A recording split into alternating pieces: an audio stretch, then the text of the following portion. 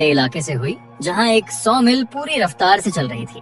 दरअसल इसलिए रोड कटाई का काम चल रहा था। अब दिन भर की मेहनत के बाद जब काम खत्म हुआ तो वहां के सुपरवाइजर ने रेडियो उठाया और आखिरी बची टीम को घर लौटने के लिए कॉल किया, लेकिन सामने से कोई जवाब नहीं आया। तब अचानक भारी स्टैटिक के बीच एक बहुत कमजोर सी आवाज सुनाई दी, जैसे कोई डर और दर्द में दबे हुए स्वर में मदद मांग रहा हो। ये सुनते ही सुपरवाइजर का दिल तेजी से धड़कने लगा। उसने निकल पड़ा कि आखिर सब ठीक है या नहीं। कुछ ही दूर जाकर उसकी नजर जमीन पर पड़े रेडियो पर पड़ी और वो तुरंत रुक गया। रेडियो टूटा हुआ था और उसके पास ही किसी इंसान का कटा हुआ हाथ पड़ा था। वो अभी कुछ समझ ही नहीं पाया था कि तभी उसके कंधे पर कुछ टपका और वो घबराकर धीरे धीरे ऊपर देखने लगा। जैसे ही उसकी नजर ऊपर गई, उसकी सांस रुक गई, क्योंकि उसने देखा कि उसके बाकी लोग ऊपर लटके हुए थे। ये खौफनाक दृश्य देखते ही उसका पूरा शरीर डर से कांपने लगा और अगले ही पल वो पूरी जान लगाकर अपनी कार की तरफ भागने लगा। वहाँ से निकलना चाहता था, लेकिन तभी जंगल के अंदर से बहुत तेज रफ्तार से कोई चीज दौड़ती हुई आई और अगले ही पल एक जोरदार धमाके के साथ कार की पिछली खिड़की टूट गई और वो खतरनाक चीज सीधे अंदर घुस गई। इसके बाद कहानी टैनर के दक्षिण में बसे छोटे से शहर मेडन वुड्स में पहुंचती है, जहां शेरिफ पॉल अपने बेटे एडम को वीकेंड के लिए लेने गया हुआ था। कुछ समय पहले उसकी पत्नी सुसान अपनी माँ के घर चली गई थी, क्योंकि उन दोनों के रिश्ते में काफी तनाव आ गया था और उनके बीच सब कुछ पहले जैसा नहीं रहा था। पॉल जब एडम को लेकर घर लौटा तो घर का माहौल एकदम खाली और उदास लग रहा था। जहां एडम ने देखा कि पॉल ने खाने का कुछ इंतजाम किया था, लेकिन साफ पता चल रहा था कि पॉल को खाना बनाना बिल्कुल नहीं आता। खाते खाते एडम ने धीरे से पूछा कि मॉम कब वापस आएगी। ये सवाल सुनकर पॉल थोड़ी देर चुप रहा, फिर उसने हालात समझाने की कोशिश की। तभी अचानक पीछे वाले दरवाजे के पास एक डरावनी परछाई बहुत तेजी से गुजरी। ये देखकर एडम ने कहा कि बाहर कोई है, लेकिन पॉल ने उसे उसका वहम समझा और उसे शांत रहने को कह दिया। फिर भी बेटे को डर से निकालने के लिए पॉल खुद बाहर देखने निकल गया। बाहर निकलते ही उसे सूखी पत्तियों और टहनियों की हल्की सी आवाजें सुनाई दी, जैसे कोई झाड़ियों में दबे कदमों से चल रहा हो। पॉल ने तेज आवाज में कहा कि ये शेरिफ का घर है और सामने आने की चेतावनी दी, लेकिन अंधेरे में से कोई जवाब नहीं मिला, इसलिए वो वापस अंदर लौट आया। जिसके बाद पॉल ने एडम को सुला दिया और फिर उसकी नजर अपने दूसरे बेटे टिम के खाली पड़े बिस्तर पर गई। टिम अब उसके साथ नहीं था और ये सोचते ही पॉल खुद को रोक नहीं पाया। उसकी आंखें नम हो गईं और वो अंदर से टूट गया। फिर अगली सुबह जब पॉल किचन में कॉफी बना रहा था, तभी उसका कोवर्कर डॉनी उसके घर आ पहुंचा। डॉनी के चेहरे पर घबराहट थी और उसने आते ही अजीब तरीके से पूछा कि क्या तुम बाहर गए थे। पॉल ने हैरानी से उसकी तरफ देखा और कुछ समझ पाता उससे पहले ही डॉनी उसे सीधे दरवाजे की तरफ ले गया। दरवाजा खोलते ही डॉनी ने नीचे जमीन की तरफ इशारा किया, जहां फर्श पर कुछ अजीब से निशान बने हुए थे। वो निशान घोड़े के खुर जैसे लग रहे थे, लेकिन उनकी दूरी देखकर साफ था कि उन्हें किसी जानवर ने नहीं, बल्कि किसी 2 पैरों पर चलने वाली चीज ने छोड़ा था। पॉल के चेहरे पर चिंता और गहरी हो गई, क्योंकि वो निशान सीधे खिड़की के सामने जाकर रुकते थे, जैसे वो चीज कुछ देर वहीं खड़ी होकर घर के अंदर झांक रही हो। तभी डॉनी ने बताया कि उसके घर के बाहर भी बिल्कुल ऐसे ही निशान मिले हैं। ये सुनते ही पॉल को एहसास हो गया कि मामला सिर्फ उसके घर तक सीमित नहीं है। जैसे ही वो बाहर नजर डालता है, उसे दिखता है कि पूरा शहर सुबह होते ही इन अजीब निशानों से भर चुका था। इसके बाद पॉल और डॉनी इन निशानों का पीछा करते हुए जंगल के अंदर गए, लेकिन हैरानी की बात ये थी कि वहाँ पहुँचते ही निशान अचानक गायब हो गए। तभी पॉल को एक पेड़ के तने पर गहरे खरोंच के निशान मिले, जो किसी पंजे जैसे लग रहे थे। बाद में शहर घबराए हुए लोगों को संभालने में लग गया, जबकि पॉल को ये केस फॉरेस्ट सर्विस को बताना पड़ा। पॉल ने उन्हें समझाने की कोशिश की कि ये किसी ऐसे जानवर का काम हो सकता है जो 2 पैरों पर चलता हो और जिसके खुर हो, लेकिन फॉरेस्ट सर्विस वाले उसकी बात सुनकर हंसने लगे। उनकी हंसी देखकर पॉल को गुस्सा तो आया, लेकिन अंदर ही अंदर उसके मन में भी शक पैदा होने लगा कि कहीं ये सब किसी की बेवकूफी भरी शरारत तो नहीं। तभी चर्च का फादर भी वहाँ आ गया और उसने परेशान होकर बताया कि उसका कुत्ता रात से गायब है। उसने ये भी कहा कि सिर्फ उसका कुत्ता ही नहीं, बल्कि शहर में कई लोगों के पालतू जानवर या तो अचानक गायब हो गए हैं या फिर डर के मारे भाग गए हैं। इसके बाद पॉल जब किराने की दुकान पर पहुंचा तो उसे वही डर और शक लोगों की आंखों में दिखाई देने लगा। तभी एक आदमी जिम आगे आया और उसने पुराने किस्से सुनाने शुरू कर दिए। जिम ने कहा कि उसके दादा बताया करते थे कि इस जंगल में एक खतरनाक जीव रहता है जो मौका मिलते ही इंसानों और जानवरों को उठा ले जाता है। पॉल को ये बात बकवास लगी और उसने साफ कह दिया कि ऐसी कहानियों की वजह से ही लोग प्रैंक करते हैं। फिर पॉल जैसे ही दुकान से बाहर निकला, उसकी मुलाकात अपने पुराने दोस्त अर्ल से हो गई। अर्ल का चेहरा भी गंभीर था और उसने बताया कि सिर्फ शहर के पालतू जानवर ही नहीं, बल्कि जंगल के जानवर भी अजीब तरीके से गायब हो रहे हैं। उसने कहा कि आमतौर पर ऐसा तब होता है जब जानवरों को किसी बड़े खतरे का अंदेशा हो, इसलिए वो या तो छुप जाते हैं या अपना इलाका छोड़ देते हैं। अर्ल की बात सुनकर पॉल के मन का शक थोड़ा और गहरा हो गया, जिसके बाद पॉल अपनी सास के घर गया ताकि एडम को वापस ले आए। वहाँ पहुँचते ही उसने देखा कि सुसान का चेहरा भी तनाव में था, पर सुसान चाहती थी कि पॉल अपने मन में छिपा पछतावा भी उसे बताए। उसने कुछ कहना शुरू किया, पर पॉल ने ज्यादा कुछ जवाब नहीं दिया और बस चुपचाप एडम का हाथ पकड़ा और उसे लेकर वहाँ से निकल आया। अब रात हो चुकी थी जब पॉल एडम को लेकर अपने घर पहुंचा। जैसे ही पॉल कार से उतरने लगा, एडम अचानक चीख पड़ा और घबराकर बोला कि उसने फिर से यार्ड में कुछ देखा है। पॉल पहले तो चिढ़ने लगा क्योंकि उसे लगा कि एडम डर के कारण कल्पना कर रहा है, लेकिन अगले ही पल उसकी नजर भी उधर चली गई। तभी एक अजीब सा जीव बहुत तेजी से रोशनी के बीच से निकला। ये देखकर पॉल ने तुरंत एडम से कहा कि वो कार में ही बैठा रहे और खुद टॉर्च उठाकर बाहर निकल गया। फिर पॉल धीरे धीरे आगे बढ़ा और पेड़ों की तरफ रोशनी घुमाने लगा। तभी वो जैसे ही टॉर्च की रोशनी उस पर पड़ी, वो बिजली की तरफ भाग गई। पॉल ने बिना सोचे समझे उसके पीछे दौड़ लगा दी और जंगल के अंदर तक चला गया, लेकिन वो चीज इतनी तेज थी कि कुछ ही पलों में उसकी पकड़ से बाहर हो गई। कुछ देर बाद पॉल हांफता हुआ वापस कार की तरफ लौटा, लेकिन वहाँ पहुँचते ही उसके होश उड़ गए क्योंकि कार का दरवाजा खुला था और एडम अंदर नहीं था। ये देखकर पॉल का दिल जोर से धड़कने लगा और वो घबराकर घर की तरफ भागा। वो अंदर घुसते ही हर कमरे में नजर दौड़ाने लगा।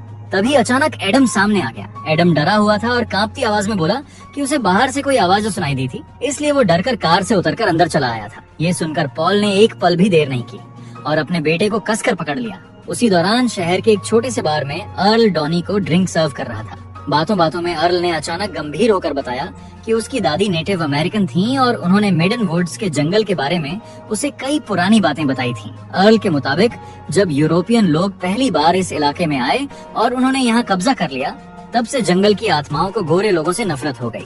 फिर अगले सुबह डॉनी को पॉल चर्च के सामने मिला। दोनों अभी बातचीत ही कर रहे थे कि अचानक उनकी नजर आसमान की तरफ गई और वो दोनों चौंक गए क्योंकि पक्षियों का एक बड़ा झुंड तेजी से दक्षिण की तरफ उड़ रहा था, जबकि इस मौसम में उन्हें उत्तर की तरफ जाना चाहिए था। डॉनी को ये देखकर अर्ल की कही हुई जंगल वाली बातें याद आ गईं और उसने पॉल को भी वही बात दोहराई। लेकिन उसने साफ कहा कि वो इन डरावनी कहानियों पर नहीं बल्कि सच्चाई और सबूत पर भरोसा करता है और वो हर हाल में इस सब के पीछे की असली वजह ढूंढ कर रहेगा। अब डॉनी मन ही मन सोचने लगा, आखिर क्यों नहीं मान रहा कि शहर में सच में कुछ मौजूद है। फिर कुछ दिन बाद जब डॉनी सुसान की कार में उसकी मदद कर रहा था, तभी सुसान ने उसे वो बात बता दी जो पॉल के अंदर आज तक जहर की तरह फंसी हुई थी। सुसान ने बताया कि एक दिन पॉल घर पर अकेला था और उसी दौरान टिम खेलते खेलते स्विमिंग पूल के पास फिसल गया। उसका सिर पूल के नीचे टकराया और उसी हादसे में उसकी मौत हो गई। सुसान ने कहा कि उसने कभी पॉल को दोष नहीं दिया, लेकिन पॉल खुद को इतना दोषी मानने लगा कि उसने खुद को ही सजा देना शुरू कर दिया। उसी अपराध बोध ने उनके घर की खुशियां खत्म कर दी और धीरे धीरे उनका परिवार टूटने लगा। इसी वजह से सुसान ने पॉल से अलग होने का फैसला कर लिया। खैर, उसी रात पॉल और डॉनी को एक फार्म से घबराई हुई कॉल आई। जब दोनों वहाँ पहुँचे तो उन्होंने देखा कि एक लड़की अपने पिता के हाथ से बंदूक छीनने की कोशिश कर रही थी, क्योंकि उसका पिता डर के मारे किसी पर भी गोली चलाने को तैयार था। ये देखकर पॉल ने तुरंत बीच में आकर उस आदमी को शांत करने की कोशिश की और उसे समझाया कि घबराने से हालात और बिगड़ जाएंगे। लेकिन तभी अचानक खलिहान के पास लगा एक बल्ब जोर से फट गया और चारों तरफ अंधेरा फैल गया। उसी पल अंदर से घोड़ों की घबराई हुई तेज आवाजें आने लगी। माहौल देखते ही पॉल को समझ आ गया कि खतरा पास ही है, इसलिए उसने डॉनी को आदेश दिया कि वो लड़की और उसके पिता के पास ही खड़ा रहे, जबकि पॉल खुद टॉर्च लेकर अंदर जाकर जांच करेगा। अब पॉल धीरे धीरे खलिहान के अंदर गया और टॉर्च की रोशनी में इधर उधर देखने लगा। कुछ ही देर में दीवारों पर जोर जोर से धमाके होने लगे, जैसे कोई भारी और ताकतवर चीज बाहर से अंदर घुसने की कोशिश कर रही हो। पॉल का दिल तेजी से धड़कने लगा और तभी उसे उस जीव की एक झलक फिर से दिख गई। वो झलक ही इतनी डरावनी थी कि पॉल के मुंह से चीख निकल गई। पॉल की आवाज सुनते ही डॉनी तुरंत मदद के लिए अंदर दौड़ा, लेकिन तब तक वो चीज अंधेरे में गायब हो चुकी थी। अब रात किसी तरह गुजर गई और जब सुबह हुई तो दोनों दोबारा खलिहान के बाहर आए। वहाँ उन्होंने देखा कि दीवारों पर पंजों जैसी गहरी खरोंचें बनी हुई थी। तभी उस बूढ़े आदमी ने जमीन पर बने निशान दिखाए और घबराई आवाज में बोला कि ये घोड़े के निशान नहीं है, क्योंकि उनके आगे का हिस्सा 3 हिस्सों में बटा हुआ था, जबकि घोड़े के खुर ऐसे नहीं होते। अब हालात और भी खराब हो गए क्योंकि मौसम विभाग ने तेज तूफान की चेतावनी दे दी थी और अधिकारियों ने इलाके से कुछ लोगों को बाहर निकालने की सलाह दी। इसी बीच पॉल को सड़क के किनारे एक मरा हुआ हिरन भी मिला और उसके शरीर की हालत देखकर समझ आ रहा था कि उसे किसी बहुत खतरनाक शिकारी ने मारा है। फिर रात को डॉनी कॉफी लेने उसी स्टोर पर गया जहाँ उस बूढ़े आदमी की लड़की काम करती थी। दोनों के बीच हल्की फुल्की नजदीकी बढ़ रही थी और वे मजाक में बातें कर रहे थे, लेकिन तभी पॉल का रेडियो कॉल आ गया। जहाँ पॉल ने बताया कि उसे सड़क के बीचों बीच एक और मरा हुआ हिरण मिला है। फिर वो उसे देखने के लिए कार से उतरा और पंजों के निशान जांचने लगा। तभी उसे आसपास के झाड़ियों में हलचल की आवाजें सुनाई देने लगी।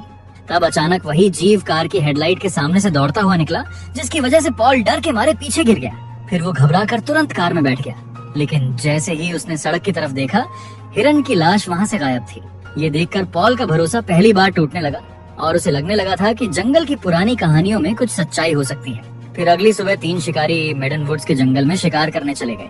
शुरू में उन्हें सब ठीक लगा, लेकिन कुछ ही देर में उन्हें महसूस हुआ कि कुछ बहुत गलत है। तब अचानक वो जीव उनके पास से गुजरा।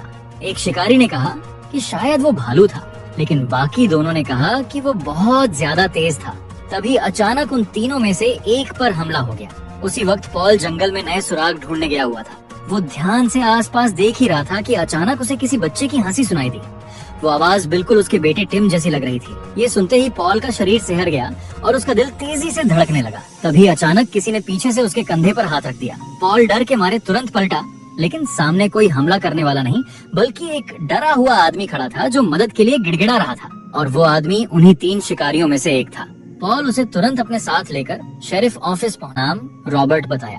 रॉबर्ट बुरी तरह घबराया हुआ था और ठीक से बोल भी नहीं पा रहा था। कुछ देर बाद उसने बताया कि वो अपने दोस्तों के साथ शिकार कर रहा था। तभी उन पर एक बहुत ताकतवर और तेज जीव ने हमला कर दिया। रॉबर्ट को साफ याद नहीं था कि उसने क्या देखा, लेकिन वो इतना जरूर जानता था कि वो कोई सामान्य जानवर नहीं था। इसी बीच पॉल को अर्ल का कॉल आ गया और उसकी आवाज सुनकर ही पॉल को अंदाजा हो गया कि मामला और भी बिगड़ चुका है। इसलिए पॉल तुरंत डॉनी को साथ लेकर जंगल में अर्ल से मिलने निकल पड़ा। जब वे वहाँ पहुँचे तो जिम भी मौजूद था और उसका चेहरा गुस्से और डर से भरा हुआ था। फिर अर्ल और जिम दोनों ने बताया कि वे शिकार के दौरान जंगल के अंदर गए थे और वहाँ उन्होंने कुछ भयानक देखा। फिर उन्होंने पॉल को वो जगह दिखाई जहाँ रॉबर्ट के दोस्तों के शरीर के टुकड़े पेड़ों की ऊंची टहनियों में फंसे हुए थे। वो नजारा इतना डरावना था कि कुछ पल के लिए पॉल भी चुप हो गया, लेकिन फिर उसका चेहरा सख्त हो गया और उसने बिना देर किए फैसला कर लिया कि अब शिकार का मौसम तुरंत खत्म किया जाएगा। इसके बाद उसने तुरंत फॉरेस्ट सर्विस को कॉल किया और पूरे हमलों की जानकारी साफ साफ दे दी। हमलों की खबर सुनकर फॉरेस्ट सर्विस भी इस बार गंभीर हो गई और उन्होंने वादा किया कि वो 24 घंटे के अंदर हथियार बंद टीम भेजेंगे। फिर पॉल ने डॉनी को बताया कि तूफान की वजह से वैसे भी बहुत से लोग शहर छोड़कर जा चुके हैं, लेकिन जो लोग अब भी बचे हैं उन्हें सुरक्षित निकालना सबसे जरूरी है। इसलिए उस दिन पूरे इलाके से लोगों को बाहर निकालने का काम चलता रहा। फिर रात को जब हालात थोड़े शांत हुए, तब सुसान ने पॉल को फोन की और उसे धन्यवाद कहा कि वो एडम के साथ रुका हुआ है। उसने बताया कि एडम तूफान से बहुत डर रहा था और उसे अपने पिता के पास ज्यादा सुरक्षित महसूस हो रहा था। कुछ देर बाद एडम सो गया, लेकिन पॉल की आंखों से नींद गायब थी, क्योंकि उसके दिमाग में सिर्फ वही सवाल घूम रहा था कि जंगल में आखिर चल क्या रहा है। इसलिए पॉल ने डॉनी को कॉल किया ताकि दोनों मिलकर अब तक हुई हर घटना को जोड़ सकें और किसी नतीजे तक पहुंच सकें। इसके बाद पॉल ने उस इलाके का एक नक्शा खोला और डॉनी को दिखाया कि मेडन वुड्स के उत्तर में एक और ज्यादा घना और सुनसान जंगल है। उस तरफ सबसे नजदीकी शहर टैनर पड़ता है और वहीं के शेरिफ ने 100 मील वाली घटना के दस्तावेज भी भेजे थे। तब पॉल को शक होने लगा कि वो रहस्यमयी जानवर पहले उसी घने जंगल में छिपा हुआ था। लेकिन जब वहाँ पेड़ काटे जाने लगे और उसका इलाका खत्म होने लगा, तब उसे मजबूरी में दक्षिण की तरफ आना पड़ा। उसके रास्ते में मेडन वुड्स का जंगल आखिरी पड़ाव था। अब वो जीव खुद को घिरा हुआ महसूस कर रहा था और अपने नए इलाके को बचाने के लिए लड़ने पर मजबूर था, क्योंकि उसके पास भागने का कोई और रास्ता नहीं बचा था। दोनों इसी बारे में बात कर रहे थे कि तभी जिम उनके घर पर आ गया। उसने बताया कि उसने जंगल में एक कैमरा लगाया था और वो उन्हें एक वीडियो दिखाना चाहता है। फिर उसने वीडियो दिखाई जहाँ कुछ मिनट तक बर्फ गिरती दिखाई दी, लेकिन अचानक कोई चीज कैमरे से टकराई और कैमरा नीचे गिर गया। जब जिम ने वीडियो की तस्वीर को झूम करके दिखाया तो उसमें एक इंसान जैसी परछाई नजर आ रही थी। इसके बाद जिम वो तस्वीरें पॉल के पास छोड़कर चला गया और थोड़ी देर बाद डॉनी भी अपने घर लौट गया। पर पॉल को नींद नहीं आ रही थी, इसलिए वो केस की फाइलें देखकर सब जोड़ने की कोशिश करता रहा। तभी अचानक एक बहुत जोरदार धमाका हुआ। ये सुनकर उसे समझ आ गया कि उसके घर पर हमला हो रहा है। वो दौड़कर ऊपर गया और अपने बेटे एडम के साथ बाथरूम में घुसकर दरवाजा लॉक कर लिया। फिर उसने एडम से कहा कि वो छिप कर रहे और खुद रेडियो पर डॉनी से संपर्क करने लगा। उसी समय घर के अंदर सीढ़ियों पर किसी के चलने की आवाज आने लगी। तभी वो राक्षस बाथरूम के दरवाजे के सामने आकर रुक गया, जिससे पॉल का दिल जोर जोर से धड़कने लगा। लेकिन उसी समय बाहर से सायरन की आवाज आई, जिसकी वजह से जीव डर गया। तभी पॉल ने कांच टूटने की आवाज सुनी। ये सुनकर पॉल ने सावधानी से दरवाजा खोला और एडम से कहा कि वो अंदर से लॉक करके बैठे रहे। उधर डॉनी जैसे ही अपनी कार से बाहर निकला, उसका सामना उसी जीव से हो गया। वो जोर से टकरा कर गिर गया, लेकिन तुरंत संभल गया और फायरिंग शुरू कर दिया। अब पॉल और डॉनी ने तय किया कि जो भी लोग शहर में बचे हैं उन्हें एक जगह इकट्ठा करना होगा। फिर उन्होंने सभी को चर्च के अंदर जमा कर दिया, क्योंकि वही सबसे मजबूत और सुरक्षित जगह लग रही थी। इसके बाद चर्च में पॉल ने सबको सच्चाई बता दी। उसने कहा कि खतरा बहुत बड़ा है, लेकिन फॉरेस्ट सर्विस की हथियारबंद टीम रास्ते में है, इसलिए उन्हें बस एक रात किसी तरह निकालनी है। अब लोग एक दूसरे के पास सिमट कर बैठ गए और सब बस यही दुआ करने लगे कि जल्द सुबह हो जाए। इसी बीच सुसान ने पॉल को एडम की बनाई हुई एक ड्राइंग दिखाई। उस ड्राइंग में एडम ने पॉल को हीरो की तरह बनाया था, जैसे वो उस राक्षस को मारकर सबको बचा लेगा। पॉल ने ड्राइंग में टिम को भी देखा और उसका दिल टूट गया। वो रोने लगा और उसने सुसान से कहा कि उसे खुद पर भरोसा नहीं है, क्योंकि वो अपने बेटे टिम को भी नहीं बचा पाया था। सुसान ने उसे समझाया कि ये उसकी गलती आने का पछतावा है और अब उसे महसूस हो रहा है कि इन सब लोगों को शेरिफ पर भरोसा है, उन्हें उसकी जरूरत है, इसलिए उसे मजबूत बनना होगा। उसी पल चर्च की दीवारों पर जोर जोर से धमाके शुरू हो गए। पहले आवाजें चर्च के किनारों से आईं, फिर छत से भी टकराने की आवाज आने लगी। लोगों की आंखों में डर देखकर पॉल एक पल के लिए जम सा गया, लेकिन फिर उसने खुद को संभाला और सबको खिड़कियों से दूर रहने को कहा। तभी राक्षस ने चर्च के सामने वाले दरवाजे पर हमला कर दिया। ऐसा लग रहा था कि वो ज्यादा देर तक टिक नहीं पाएगा, इसलिए पॉल और डॉनी ने अपनी बंदूकें निकाल ली, लेकिन दोनों जानते थे कि शायद वे इसे अकेले नहीं रोक पाएंगे। तभी पॉल को याद आया कि चर्च के नीचे एक शेल्टर है और उसने सबको उस दिशा में जाने को कहा। जब सब लोग नीचे जाकर दरवाजा बंद कर चुके, उसने कहा कि वो अब अकेले ही ऊपर जाएगा, लेकिन कोई नहीं चाहता था कि पॉल अकेला उस जानवर का सामना करे, इसलिए डॉनी भी उसके पीछे पीछे चल पड़ा। जैसे ही वे ग्राउंड फ्लोर पर पहुंचे, अचानक धमाके बंद हो गए। फिर एकदम से चर्च की लाइट चली गई और अंधेरा फैल गया। इसके बाद पॉल और डॉनी ने टॉर्च जलाकर आगे बढ़ना शुरू किया। तब पॉल ने देखा कि मुख्य दरवाजा पूरी तरह खुला पड़ा था। तभी एक कमरे से चीजें टूटने की आवाज आई, लेकिन जब वे अंदर गए तो वहाँ कोई नहीं था। उन्हें पता चला कि उस कमरे से एक दूसरा दरवाजा भी है, जो एक कॉरिडोर में खुलता है। ये देखकर पॉल ने डॉनी को वहीं खड़ा रहने को कहा और आदेश दिया कि वो किसी भी हालत में उस जीव को बाहर जाने न दे। इसके बाद पॉल खुद कॉरिडोर पार करके दूसरी तरफ के कमरों में खोज करने लगा। इसी बीच डॉनी के पीछे से एक परछाई गुजरी और सीधे किचन में चली गई। अंदर बर्तनों के गिरने की आवाज हुई तो डॉनी तुरंत उस तरफ गया, जहाँ उसे फर्श पर एक ताजा फुटप्रिंट दिखाई दिया, जो पहले मिले निशानों जैसा ही था, जो 3 हिस्सों में टूटा हुआ था। डॉनी झुककर उसे देख ही रहा था कि तभी पीछे से किसी ने उसे पकड़ लिया। उसके हाथ से टॉर्च गिर गई और वो चीख पड़ा। उसी समय पॉल ने उसकी आवाज सुनी और वो वापस भागने लगा। इधर डॉनी ने किसी तरह खुद को छुड़ाया और उसने उस जानवर को घायल कर दिया था। फिर उसने केतली में दिखती परछाई के जरिए उस जीव को देखकर कई गोलियां चलाईं, लेकिन वो सही निशाने पर नहीं लगी। जब पॉल लौट कर आया तो डॉनी ने जल्दी से कहा कि वो ठीक है और बोला कि पॉल को आगे बढ़कर उस जानवर को रोकना चाहिए, इससे पहले कि वो फिर हमला करे। इसके बाद पॉल फिर से खोज करने लगा, लेकिन अचानक उसे महसूस हुआ कि कोई चीज ठीक उसके पीछे खड़ी है। वो पलटा और फायरिंग करने लगा, मगर राक्षस ने पलटकर हमला किया और पॉल के हाथ से बंदूक गिरा दी। इसलिए वो चर्च की बेंचों के नीचे छिप गया। फिर उसने दूसरी बंदूक निकाली। अब जैसे ही राक्षस ने उसे ढूंढ लिया, पॉल ने और 2 गोलियां फायर किए, जिसकी वजह से राक्षस पीछे हट गया, लेकिन इस बार वो खून की लकीर छोड़ता हुआ भागा। ये देखकर पॉल उस खून के निशान का पीछा करने लगा।